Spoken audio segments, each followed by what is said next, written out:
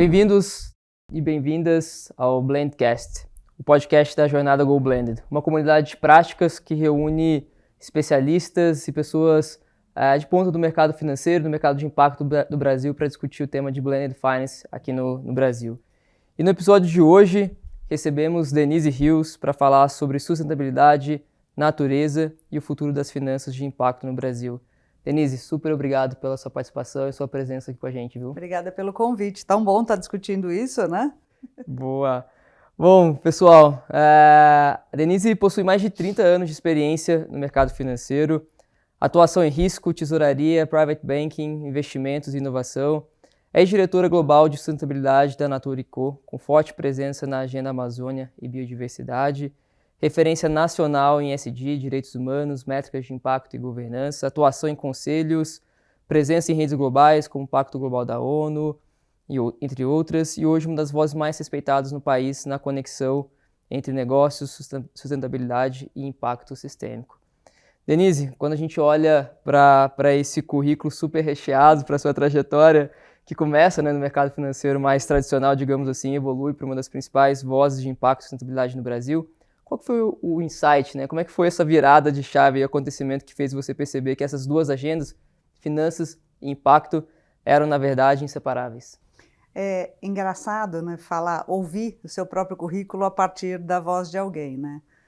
Eu acho que mais ou menos ali no meio da carreira, que coincide também com o ponto em que você, em geral, está fazendo mais sucesso ou já está maduro do ponto de vista de escolha, eu comecei a ter essa consciência, ainda no private, ainda fazendo recomendação, de que impacto não era opcional. De que, de fato, quando eu fazia uma recomendação de carteira e às vezes não levava em consideração o como as pessoas reagiam, ou que, na verdade, tecnicamente podia estar perfeito, mas a forma como ela vivia, o que ela acreditava na vida, tinha valores diferentes, não necessariamente a melhor alocação, matematicamente falando, era a ideal para ela. Então, é um momento de vida que coincide com o nascimento dos meus filhos. Eu falo que são meus primeiros projetos queridíssimos, reais e de longo prazo, né? Esse momento de carreira, de falar, puxa, passa um monte de recurso aqui na minha mão todo dia. Será que a minha melhor contribuição para a pessoa, para o país, para o futuro dos negócios, é simplesmente ficar colocando dinheiro de um lado para o outro, sem pensar no porquê? Né? Vem um questionamento de, será que eu não poderia, né, mais do que deveria? E aí a minha carreira começou a mudar, eu fui estudar finanças comportamentais, fui me movendo para a inovação, que era muito mais colocar modelo novo, ver como é que a gente poderia trabalhar essa questão de alocação, essa questão de comportamento, de conhecimento. E aí, quando o Itaú Unibanco eles fizeram a fusão, eles criaram uma área de sustentabilidade e veio o primeiro convite baseado nessa experiência, que era o fato de conhecer profundamente os negócios e conseguir traduzir o que de fato sustentabilidade era para cada um dos negócios à época do Itaú Unibanco. E é exatamente isso que eu acredito, que ele é uma forma de a gente incorporar ou passar a tomar decisões com impacto, dado que ele não é opcional, e que mais recentemente a gente tem visto que a escassez de recursos ou todas as dinâmicas sociais de mudança que a gente tem vivido, elas não só têm um impacto material, mas como muitas vezes elas são a própria fonte da inovação ou desse ignite, desse salto novo, dessa florescência dessa economia. Então, ela aconteceu, acho que um pouco por consciência e questionamento, né, do que é o melhor que eu poderia fazer com o melhor do que eu sou, meus projetos de longo prazo e uma certa curiosidade pela externalidade que, na minha opção, sempre valeu. Assim, a externalidade você pode não colocá-la na conta, mas que ela existe, que ela é material e que muitas vezes ela aparece bem no meio da sua mesa e da sua conta, isso é um fato. E talvez um fato que à época parecesse meio dissonante. Mas hoje eu acho que cada vez mais a gente está falando disso quase como se ele não fosse mesmo opcional na hora de fazer uma conta ou na hora de pensar num negócio que vai durar, por exemplo, mais de 10 anos ou que tipo de economia a gente quer desenhar com o que a gente faz aqui, por exemplo, no mercado financeiro. Muito legal, Denise. E imagino que falar disso hoje é bem diferente de falar alguns anos atrás. Eu acho que é legal contar um pouquinho como que foi esse processo para ti, né? A recepção dessas novas ideias, desse posicionamento lá atrás, como você enxerga agora, até porque o público que nos acompanha aqui talvez estão chegando agora, digamos assim, nesse mercado, né? Então, como que essa geração, de certa forma, pode olhar isso e entender que a gente não começou daqui, né? É um processo de construção que vem de algum tempo para cá, né?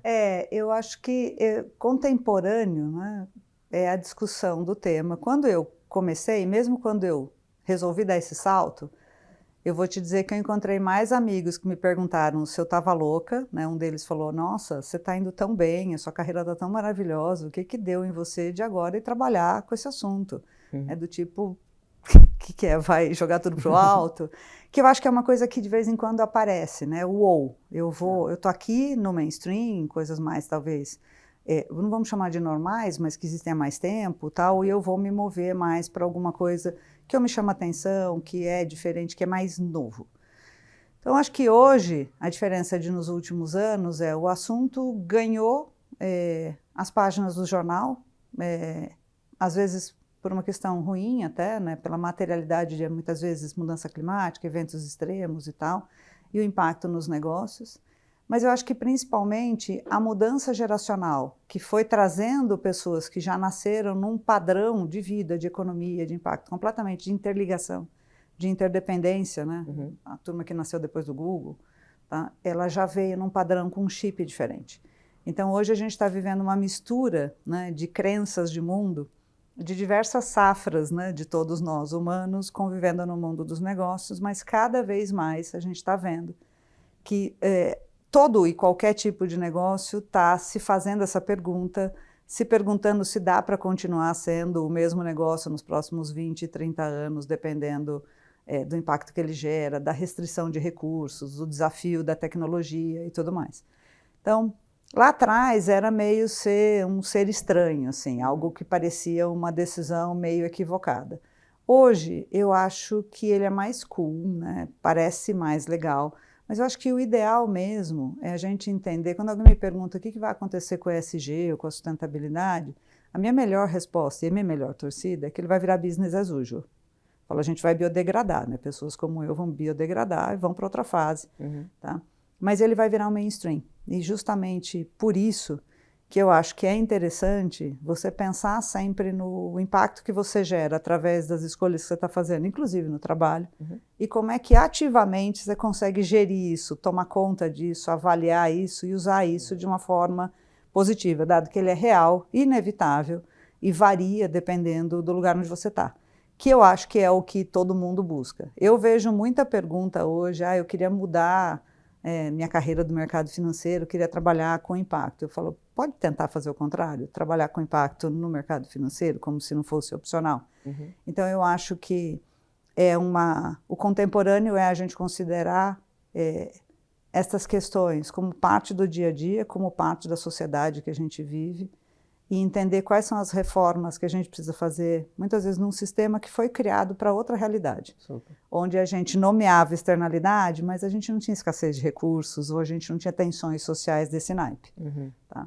E a gente está vivendo uma reforma, ou na verdade uma atualização do software de tudo isso, seja do ponto de vista humano, seja até do ponto de vista tecnológico, né? E muitas vezes de validação científica, a gente está vendo aí prêmio Nobel ano a ano falando sobre questões sociais e questões ambientais, e eu acho que ele caminha para ser o novo contemporâneo, né, com sorte, e na minha melhor expectativa na velocidade correta, porque para mim ainda está, acho que é um pouco devagar demais, mas sem dúvida muito melhor hoje do que há 30 anos atrás, né, ou há 10 ou 15, e diria que quase impossível de imaginar que nos próximos 10 anos você vai ter funções ligadas, seja a risco, seja qualquer coisa que a gente discuta no mercado financeiro, ou mesmo inovação, ou o próprio blended finance, que você não vai ter que passar por um entendimento disso. Então, assim, se você ainda acha que você é muito inovador, porque está super cool trabalhando com sustentabilidade, daqui a pouco você vira mainstream, esse é o nosso trabalho, é a nossa torcida. E eu acho que a gente está começando a discutir uma outra coisa, que fala assim, impacto não é opcional. e se a gente deveria pensar em balanço, né, em equilíbrio de sociedade para a coisa toda funcionar, a gente vai começar a discutir regeneração. Então, falou aquele impacto que é de 1 para 2, né, porque eu estou tomando conta, porque eu estou avaliando ele como parte intrínseca da coisa, não como opcional. Uhum. Perfeito, perfeito. Bom, vamos entrar aqui agora em alguns termos que eu acho que são bem legais para a gente explorar. Falar sobre Amazônia, biodiversidade e ativos naturais. Tranquilo. Vamos lá? Vamos. Só isso. Boa. Na Natura & Co, você ajudou a consolidar a Amazônia como centro, né, de estratégia corporativa, né, Denise? Teve tua colaboração ali. O que você aprendeu sobre transformar a natureza e comunidades em valor econômico legítimo? Eu acho que 2 coisas importantes. A primeira é que a gente não está acostumado ou não foi treinado, enfim, quando a gente estudou ciência ou quando a gente fez, né, toda a formação que a maioria de nós tem, a pensar natureza como tecnologia. Né? E aí natureza, lembrando que a gente é natureza, a gente ainda faz essa separação. Natureza é tudo que não eu, né? Então, aí já tem uma dissonância. E eu acho que o que tanto a vivência da Natura na Amazônia, que tem mais de 25 anos hoje, né, quanto a experiência com as pessoas e a descoberta de como esse conhecimento tradicional, que está lá há mais de 10, 15 mil anos, olhado à luz da ciência, confirma aquilo que a gente já sabia, né, como é que ele pode ser usado, como é que isso passa por negócio, como é que isso, na verdade, talvez seja uma das maiores fontes que a gente tem, né, de inovação e de crescimento de uma economia com uma vocação diferente, com uma vocação de natureza e com uma vocação, inclusive, de ser uma economia que preserva um ativo que não é impossível ter valor econômico para os serviços que a Amazônia, por exemplo, presta para o mundo. Então, acho que a primeira é aprender este lugar, né? A Amazônia é um ilustre desconhecido para a maioria dos brasileiros, né? A COP agora acho que fez um papel de mostrar isso, inclusive para a gente, não só para o mundo, mas é 60% do território do Brasil. É impossível resolver a crise climática sem ela. Lar da maior biodiversidade do planeta. Muita gente fala, é o pulmão do mundo. Eu falo, não, é o ar-condicionado, ela regula toda a temperatura, chuvas e tal. Tem alguns estudos que mostram, por exemplo, que ela seria equivalente, o serviço que ela presta seria equivalente a 30 vezes o PIB mundial. Esse número serve para muita coisa, né? Mas serve talvez para ilustrar qual é o risco e dependência que a gente tem desse ecossistema para a vida, né? Para a agricultura, para a pauta, para o PIB, para tudo, e o quanto a gente desconhece ou desconsidera essa oportunidade na maioria das nossas decisões. E vale também, né, para essa ótica, eu podia chamar de colonialista, mas uma ótica mais, né, de que o desenvolvimento pertence a essa tecnologia que a gente conhece, a essa ciência que a gente conhece, e não avalia muitas vezes, né, esse conhecimento ancestral, enfim, que pode dar luz a inúmeros negócios, que hoje talvez a gente não sinta falta simplesmente porque não conhece. Então, acho que ainda tem uma descoberta, né, da vocação desses negócios baseados em natureza.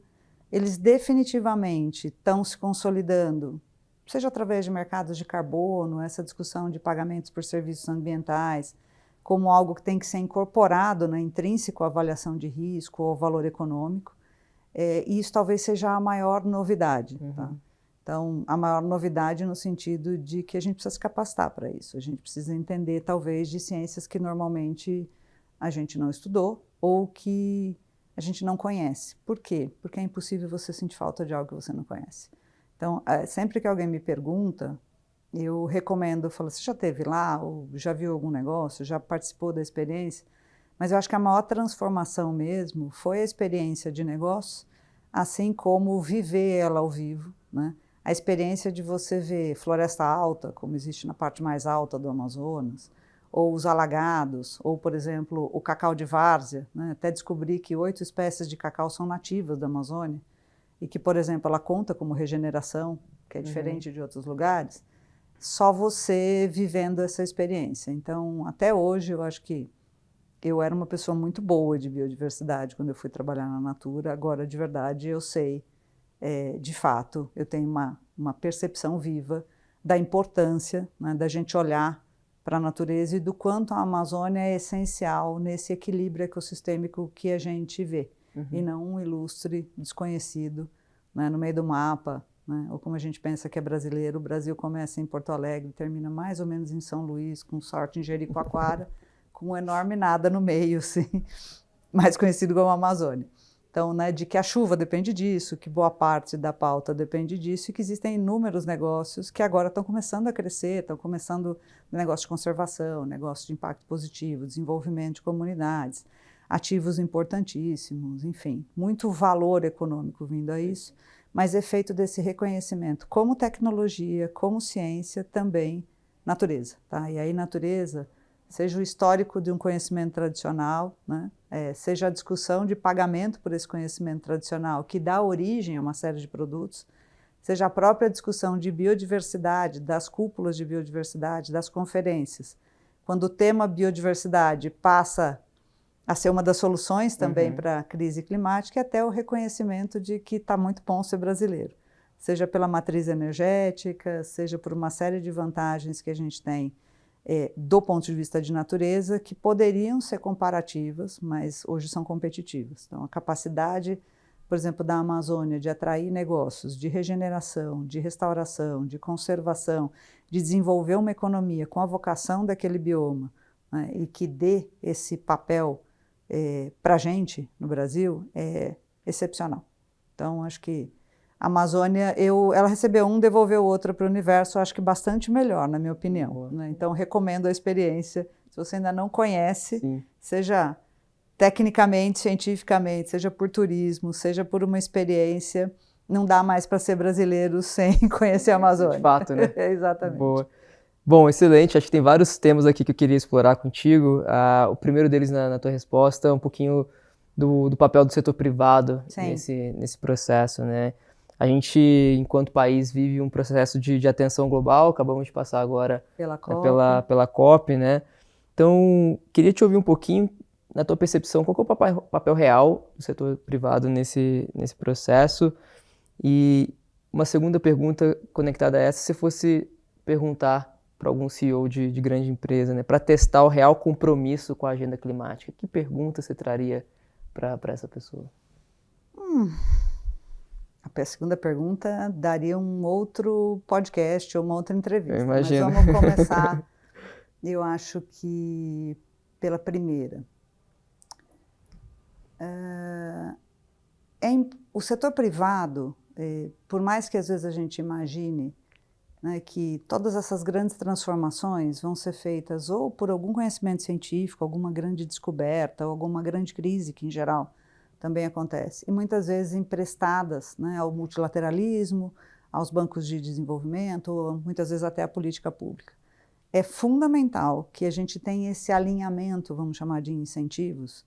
Uma boa política pública é uma base super importante para a gente avançar, um financiamento, como a gente está discutindo no Blended agora, mais paciente, ou com, né, que ajuste esse alinhamento de incentivos para a transição é fundamental, mas é de fato o setor privado que é grande parte, né, da economia, um dos responsáveis também por ter a ousadia de considerar, e aí vou emprestar aqui o teor da palavra ousadia, de considerar algo que é absolutamente material nos seus negócios como algo que ele possa realmente mobilizar. Porque uma coisa é olhar do ponto de vista de risco. Então, por exemplo, trabalho no setor elétrico, né, trabalho como conselheira de uma empresa que faz linhas de transmissão. E é óbvio que nas linhas de transmissão eu estou olhando que a temperatura subiu, que os ventos estão mais intensos e que para isso, seja para o portfólio que eu tenho hoje, seja para o portfólio que eu estou construindo para os próximos anos, eu deveria considerar esses impactos, porque isso é da matemática, claro, da torre, da viabilidade, da taxa interna de retorno. Mas mais do que isso, é de novo, porque em parte é o setor privado que busca inovação, que financia essas transições, que se adapta, né, que na verdade chama isso de inovação e que cria soluções. De fato, a gente esquece um pouco da tal licença social para operar, mas no sentido de que empresas são criadas para resolver problemas da sociedade e serem reconhecidas, remuneradas, escolhidas, enfim, por isso. Então, é natural quase que as empresas comecem a caminhar para onde você tem dinâmicas novas, criando inovação. Então, essa é o verdadeiro motor.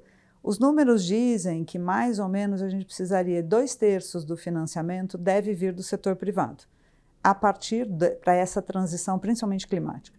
A partir desse ignite ou desse ajuste, seja de incentivos, de mecanismos, de políticas públicas, que é algo que a gente está vendo agora, né, para o 1,5 graus, né, o Acordo de Paris, ou a grande discussão, que inclusive foi da COP, de como financiar essa transição quando os incentivos estão desalinhados. A gente ainda tem subsídios muito maiores para atividades mais emissoras em detrimento de menos emissoras. Só que não é uma equação econômica, é uma equação muitas vezes de vida, de país. Sim, e tudo mais, então não é uma discussão simples. Então, respondendo à primeira pergunta, eu acho que é fundamental porque empresas que hoje dizem, né, nos orgulhamos de cumprir todas as leis, né, inclusive as ambientais, eu acho que não esperam palmas, né? Então, assim, quando você espera, né, que a regulação te leve para esse lugar, você não se diferencia. Então, a segunda coisa que eu acho que ainda é um fator de diferenciação, mas é mais do que isso, um entendimento desse contemporâneo de que isso é intrínseco aos negócios, que toda a inovação vai surgir de lá e que a gente, coletivamente, talvez setorialmente, ou talvez como, né, ajustes de mecanismo financeiro, a gente deveria trabalhar isso para medir adequadamente, né, ou para entender a potência do positivo em detrimento do risco. Tá? Então, acho que os dois estão sendo alinhados. A maior discussão nos últimos anos foi de risco, incorporar o risco. Hoje a melhor discussão, ainda não a maior, mas a melhor discussão é onde é que está a oportunidade, que tipo de negócio vão surgir, dado que a gente tem no país, por exemplo, 15% do estoque global de soluções baseadas na natureza. É um dos maiores países nisso, então para nós aqui essa é uma oportunidade também para o setor privado. Gigante. Sem a menor dúvida. E talvez o pensamento seja não um ou outro, mas um e outro, né? Na carona desses, e é o que a gente exatamente tem visto aqui, com EcoInvest, com financiamento, né, de conservação, restauração, regeneração a partir de moedas como carbono, ou de grandes compensações de indústrias que estão em matrizes mais emissoras, vindo para o Brasil e gerando inovação, novos modelos de negócio aqui também. Tá? E aí, que pergunta eu faria para o CEO? Eu, em geral, acho que o jeito mais fácil de fazer essa pergunta, ou de falar, seja num comitê executivo, um CEO, ou mesmo um conselho, é começar por governança. Falar qual a nossa confiança, né, no G, né, na nossa capacidade de tomar boas decisões aqui, decisões éticas, coerentes, informadas e tudo mais, se a gente não considera esses aspectos no processo de tomada de decisão. Né? Então, se a gente considera, ótimo. Aí a pergunta é como considera, quanto considera, em que lugar considera. E muitas vezes ele começa mais por pessoas, às vezes ele começa mais por risco, depende muito da natureza e da maturidade da empresa. Mas eu gosto de perguntar por governança. Fala assim, concorda que impacto não é opcional e que a gente está vivendo dinâmicas absolutamente financeiras aqui.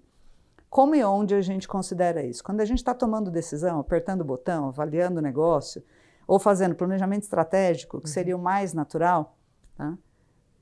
A gente está considerando que nos próximos 10 anos, por exemplo, a temperatura vai ficar desse tamanho ou pior, e o que a gente tem a ver com isso? Então, a gente vai ser impactado, a gente é vetor, motor de aceleração, mas que é de fato.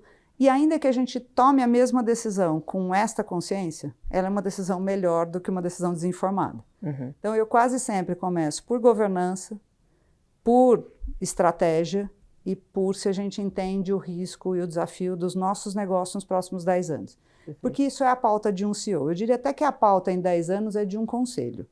Né? Um CEO talvez esteja olhando mais para os 2 ou 3, mas definitivamente ele é quem tem o mandato, né? Para ele que um conselho vai perguntar, né, quais são as dinâmicas que deveriam ser trazidas para essa lógica. Então, começar por governança e com esse olhar meio de risco, se a gente se sente preparado para viver essa dinâmica, que é quase mainstream, é uma pergunta que, em geral, não desposiciona e que abre o espaço para não tem ninguém pronto, e não deveria ter ninguém no zero. Né? Então, uma empresa que está no zero hoje é uma empresa que eu diria que, do ponto de vista de governança, eu teria alguma restrição. Tá? Falando, não temos nada com isso, deve estar morando em Nárnia, fazendo negócio em Marte, ou não está morando no mesmo planeta que eu. Exato, está bem desconectado. Então, eu acho que governança é um jeito bom de começar. Muito legal. E queria capturar aqui, vou até fugir um pouquinho do script, a tua percepção da COP. Da COP. Você voltou recente de lá. O que você percebeu? O papel do Brasil nas discussões globais, frutos legais que a gente vai colher nos próximos anos? Eu acho que eu tive um misto de realização com frustração, mas a razão é simples, a minha ambição era muito alta. Tá? Eu tive a oportunidade de ser negociadora da ONU, fui head global da ONU Meio Ambiente na época do Acordo de Paris. Né? Eu, ocasionalmente, esse é super curioso a meu respeito, eu fui na Eco 92, enfim, eu tenho lembranças da Eco 92, e pouca gente sabe que a ONU Meio Ambiente, a UNFCCC, né, a ONU de Mudança Climática, foi criada no Brasil como um resultado da Eco 92. Então, teoricamente, nasceu aqui essa discussão. E eu acho que Belém traz duas coisas. A primeira, né, da era das COPs, que discute não o como ou com que padrão, mas o quanto e o quando a gente vai fazer. Então, por isso que se fala que essa foi a primeira das COPs de finanças, depois de Baku. Então, sobre esse aspecto de financiamento, a crítica maior foi de não conseguir, né, num mundo polarizado, com todas essas expectativas, com a ausência de alguns países importantes, o acordo através, né, do multilateralismo. Então, ele endereçou tanto assim, coisas excepcionais, como pela primeira vez a participação maiores de povos indígenas, né, populações não tradicionais, né, enfim, nessa COP. Ele trouxe o triplicar os recursos para o financiamento, embora não tenha conseguido dizer como. A crítica maior, né, ao mapa do caminho de Belém, né, de não ter desenhado o mapa para longe dos combustíveis fósseis. Porém, faço aqui um senão de que a presidência do Brasil trouxe para si essa responsabilidade, endereçando esses dois mapas, o de transição energética, né, para fim longe dos fósseis, e o de desmatamento, como uma responsabilidade sua até a próxima COP. Para quem não sabe, a gente vai presidente dessa COP até a Turquia e a Austrália. Então, esse é um papel importante que foi o que garantiu que de Baku até aqui a gente conseguisse. Então, assim, do ponto de vista técnico, eu acho que a minha ambição era maior, mas dentro do possível foi uma COP de sucesso, na minha opinião. Ela trouxe um parâmetro de ser uma COP na floresta, então essa mesma dimensão que eu comentei da gente como brasileiro, imagina para alguém que nunca pisou numa floresta alta e tudo mais, viver Belém, que é viver com a natureza ali, ó. Então, assim, a chuva, né, a intensidade da participação da sociedade civil, o calor, ela é uma microexperiência de como a vida pode ser desafiadora e o quão pouco preparado a gente está para entender essas dinâmicas. Então, a experiência de COP foi diferente de tudo que eu já vivi, e olha que eu já vivi de tudo. Né? Muita gente falou do perrengue, COP e perrengue são sinônimos, tá? Não vi ainda uma que não tivesse assim, algum modelo. Tá?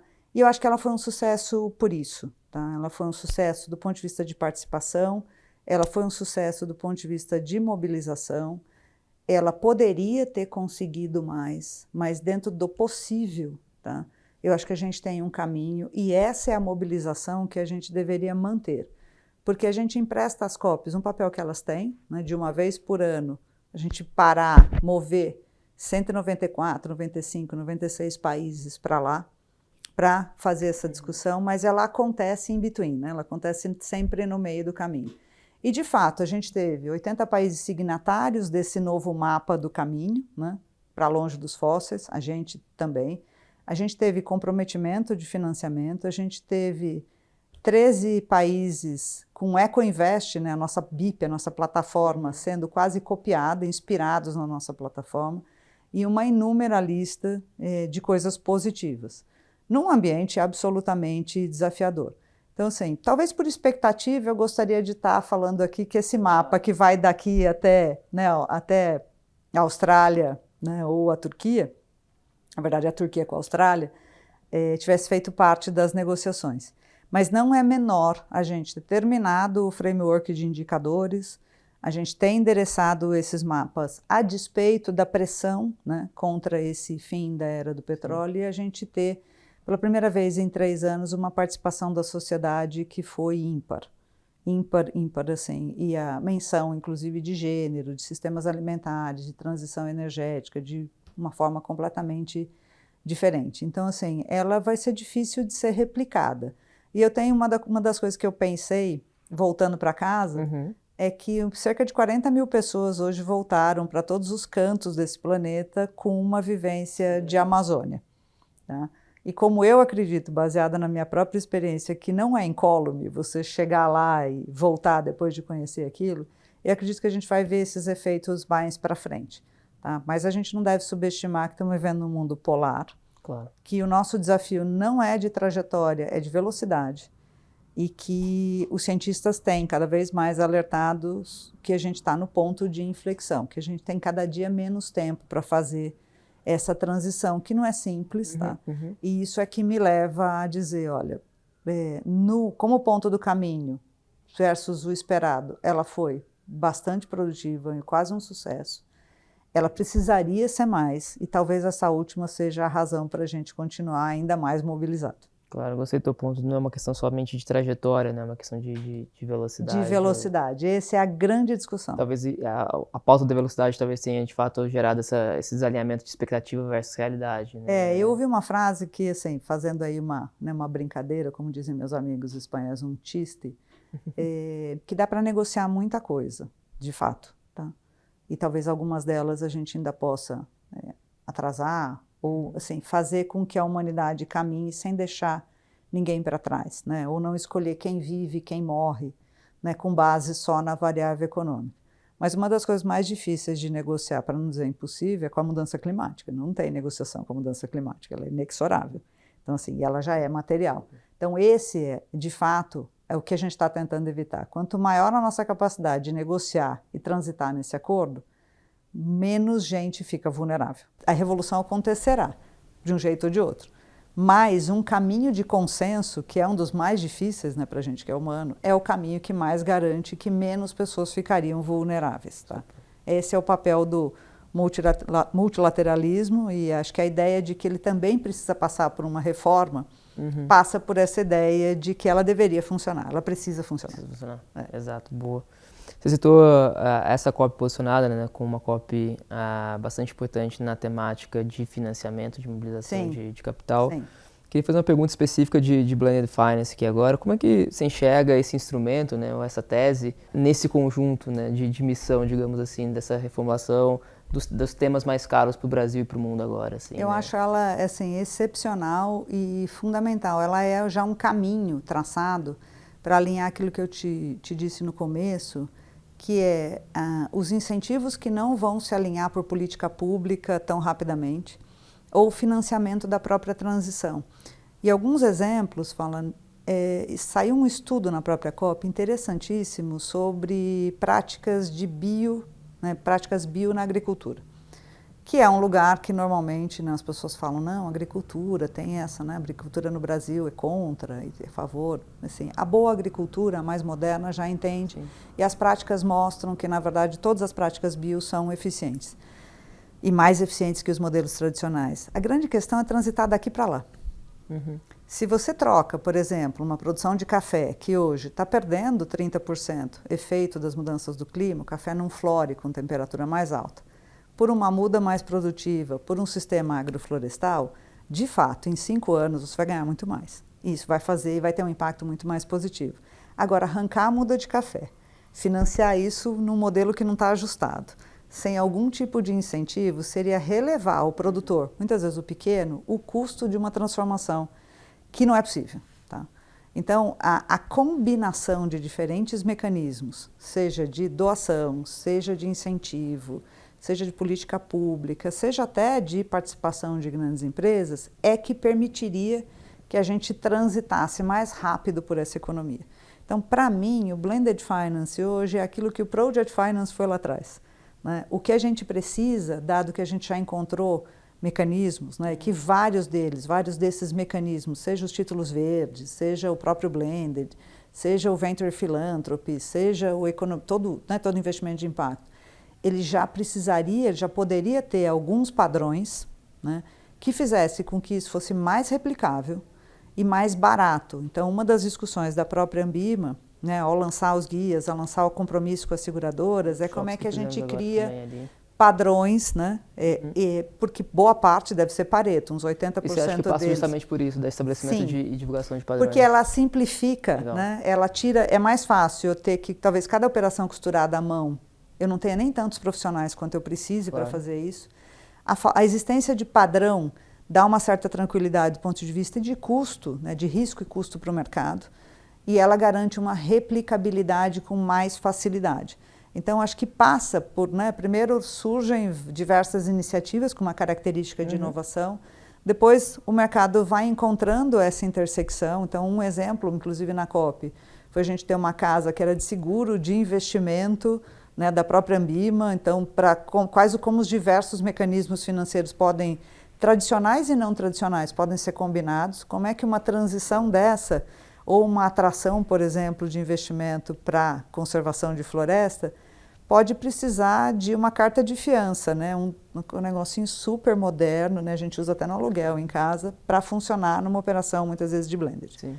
Então, acho que o blended, ele é a verdadeira atração dessa inovação para esse mecanismo, e ele pode, sim, combinar finanças tradicionais com não tradicionais e novos fluxos de financiamento, que vêm né, da famosa doação dos fundos a fundo perdido, mas vem também dos novos fundos de clima, dos fundos, né, dedicados a esse tipo de financiamento e até desses fundos que vão ser capitalizados por países que já se desenvolveram, emitiram mais e que vão financiar essa transição. Então, assim, acho que num tweet, o Project Finance de hoje é o Blended Finance, com certeza. Nas discussões da Jornada Go Blended ao longo desse ano, a gente falou muito sobre o Blended ser habilitador de alguns novos mercados. Com certeza, né? com certeza. Aí sim a gente vai estar falando de mobilizar capital realmente para projetos de inovação que, de certa forma, tem a missão, né, de elevar os desafios que a gente está encontrando socialmente, economicamente falando e ambientalmente também, né? E principalmente porque essa transição ela não pode trazer o impacto maior do custo para as pessoas que têm que fazer a transição, e ao mesmo tempo, se ela não for economicamente viável, ela não consegue ser feita. Então, e muitas vezes hoje a gente não é tão eficiente, muitas vezes, ao combinar em um lugar um capital semente ou uma doação para, né, enabler, né, fazer nascer aquele negócio, e aí quando ele nasce, que estaria pronto para já dar o próximo passo, usar crédito, ainda que incentivado, como esses mecanismos estão separados, eu falo que eu né, faço a certidão de nascimento e largo na adolescência. E aí muita coisa cai no vazio por causa disso. Então, até uma forma mais inteligente de pensar jornadas de aceleração para alguns setores, ou para alguns negócios, por exemplo, os de natureza, ou, né, os que são baseados em tecnologias sociais, ou coisas que já estão maduras para a gente acelerar. Super. Tá? E sem esse pensamento, eles aconteceriam de forma separada, talvez, mas não tão eficiente. Eu acho que se a gente cai no Project Finance tradicional, dificilmente isso vai parar de pé quando você vê tema custo de capital Brasil, enfim, todas as conjunturas mais macro, acaba travando justamente por um processo que a gente sabe que não é a grande trava, que é o capital, né? Para a gente conseguir destravar disso, existe capital de um lado, existe bolsa de 10 do lado, né? A conexão disso, o Blended Finance pode ser uma dessas pontes. E essa mistura, né, de aquilo que a gente tem de tradicional, coisas podem ser adaptadas, reformadas e coisas têm que ser criadas. E ao mesmo tempo, os padrões que tu traz, né, eles dialogam, digamos assim, para criar justamente essa padrões ponte. de sucesso. Acho que você falou de um ponto importante. Quando você olha para Blended, ele tem que ser viável do ponto de vista econômico, ele tem que desenvolver algo que represente, né, essa transição para essa nova economia, para valer inclusive o investimento e a aceleração, e ele traz esse fator de ter variáveis de sucesso que são mais amplas do que a econômica. Então, assim, aqui não é uma discussão sobre o econômico ser viável ou não, é que só economicamente viável não funciona mais. Perfeito. Tá, acho que um exemplo muito bom que eu dou, assim, na hora de dar um susto, fala, olha, assim, você está olhando só para o econômico, fala, você olha o PIB de países pós-guerra, o PIB sobe, mas não está bom, né? Então, assim, só o econômico funcionar não significa necessariamente que a coisa está boa. Então, eu acho que ele, de fato, traz quando você está olhando para impacto, você traz mais variáveis do que de fato a gente está fazendo sucesso e que economia a gente está desenhando para um país mais resiliente, para, né, uma economia mais forte, para uma sociedade que funciona melhor. E eu acho que essa é também uma variável importante. Você me lembrou disso porque um dos temas da COP foi esse. Legal. Justamente os 59 indicadores que definem, né, como é que a gente mede esse novo tipo de sucesso. Tá? Legal, boa. Bom, a gente está chegando aqui na nossa reta final, mas antes, Denise, eu queria que você trouxesse alguma recomendação para o pessoal que quer se aprofundar, seja um livro, um filme, um artigo, uma série ou experiência que você recomenda, né? Você já deixou uma recomendação aqui de experiência. Eu vou dar uma experiência para alguém, ó, quero ver alguém ser mais corajoso que eu. Eu sou uma pessoa bem ousada. Remar 15 quilômetros para atravessar o Rio Guamá e ir até as ilhas na frente de Belém, de canoa. Conhecer uma comunidade é um negócio super incrível. A gente faz isso às 4 da manhã para ver o sol nascer.